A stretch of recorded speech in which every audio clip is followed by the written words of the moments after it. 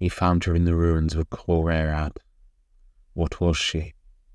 She was the ruin of Cor Aerad. Tales have long been told of the dark presence that infected the city prior to its fall. It is said that a cancer found its way into Cor Aerad, and that a kind of madness spread amongst the citizens, insanity spreading from street to street and house to house like a pox. Not a chaotic madness that brings sights of things that aren't there, sounds that aren't real. No, this was a madness of order. Those who suffered from it did not see visions of people who weren't there. In fact, if it caught them, they would stop being able to see the people who were there. Wives, husbands, children, all became invisible to them. They could only see her. They left everything they had behind to come to her. In the twisted knot of decaying bridges at the heart of the city, we came upon her, housed in a shrine from whence every street in the city emanated, carrying her poison to every quarter, carrying all called by her back to her embrace. She is the centre.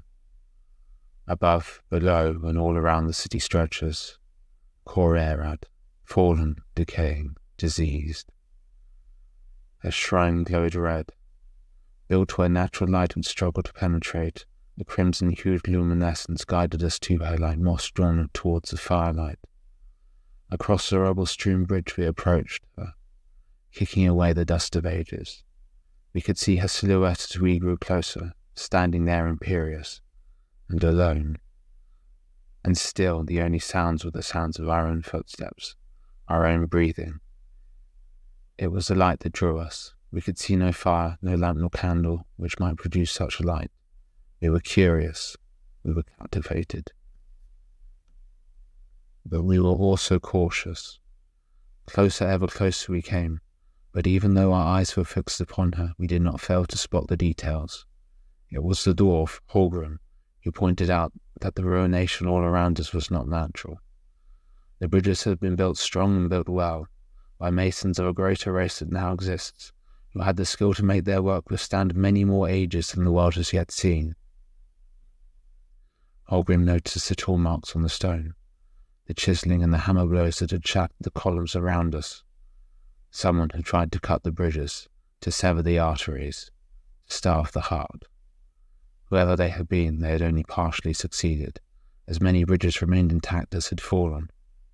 A final desperate act of defiance, an attempt to avert the end that had already come upon them, or simply a final fit of madness. Neither we nor any other will ever know.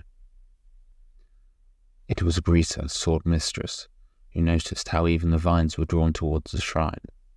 They snaked their way through boughs and branches of the stone jungle, as vines are wont to do, and dangled down from above, swaying gently in the faint breeze that haunted the city like a corpse's final breath.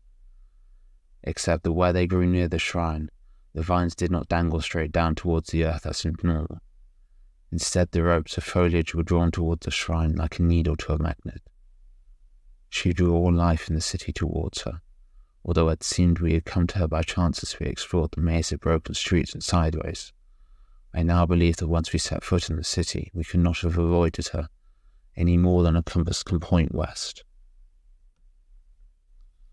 We were very close by the time Dahan, gambler, brawler, erstwhile monk, spoke up. We could all see the shrine. We saw the red glow that it emitted and saw her standing there inside. Yet Dahan pointed out that we could not see the shrine itself, the interior that lay through the doorway. Even in the light available to us, we should have been able to see the walls of the shrine given its size. Yet behind her there was only nothing. A redness like the sky at dawn, but no walls. And suddenly our perspective shifted. As it does when the thing you thought to be nearby, you realize is instead far away but very, very large. A deceptive trait that previously I had only found the mountains possessed. We had judged her size from the size of the doorway and the exterior of the shrine. Yet all the bridges and all the roads led to this place. A whole city could march down these streets, and from the track marks on the paving, it seemed well that it might have been so. Yet only a few dozen could fit in a shrine that size. Even though we had our misgivings, we might have gone forward to inspect it further, but it was I who noticed the giant bats. Down from their perch, the foul undead creatures swooped, and as I shouted my warning, our fascination in the shrine seemed to break like glass shattering. I hefted my hammer, and met the first of the bats with a mighty blow that struck it from the air. Raising my hammer high, I finished it with a swing that flattened its slavering head against the granite paving. Yet it had plenty of its fellows with it, and we were forced back, away from the shrine. We survived the attack, all of us, though not without wounds. It was not our injuries that convinced us to leave Cor Aerad, though. Away from the shrine, we were able to stop and consider what we had seen. I know that each of us felt some desire to return, a curiosity that impelled us to seek out the source of the mystery that had surrounded the city. But Dahan's counsel was caution, and knowing the stories of the evil that had ruined the city, we all agreed with him. We left the city, with what trinkets we had found amongst the fallen towers and rotting palaces. She stands there still, I know, under a red sun far, far away. The path is still open, down the streets, across the bridges, through the doorway. All the citizens of Cor Aerad came to her thus. How she came to them, how the doorway came to be there, I do not know. I only know that she stands there still, in the ruins of Cor Aerad. She who was the ruin of Cor Aerad.